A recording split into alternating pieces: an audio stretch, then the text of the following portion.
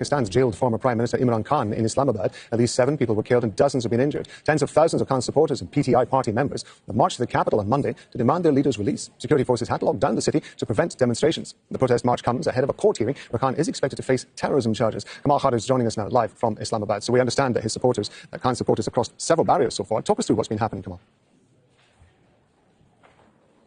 Indeed, they've had to cross those barriers all the way from the Khyber Pakhtunkhwa province, from the Punjab, wherever they've been coming from. They've faced obstacles, containers, barricades, and they've had scuffles with the police. But right now, the scene of the action right now is outside our office. And of course, the paramilitary forces are also using automatic fire. They're firing over the heads of the protesters. They're also using intense tear gas shelling.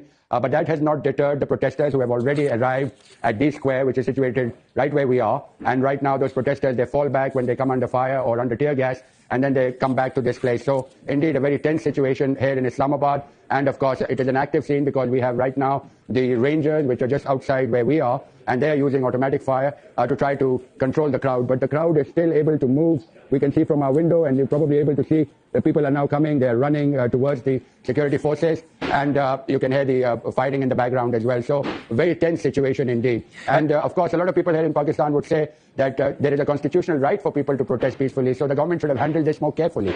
Go ahead. Please forgive me for interrupting you, but I did want to ask you about what's happening behind you. We can see quite fairly clearly some of the protesters there and some things being thrown. When you say that the military is firing on the crowds, are you able to describe to us what kind of ammunition they're using? Is it tear gas or is it live ammunition? They are using live assault rifles. These are Kalashnikovs, AK-47. They're using, as you can hear that, they're using automatic fire, and they're also throwing in tear gas.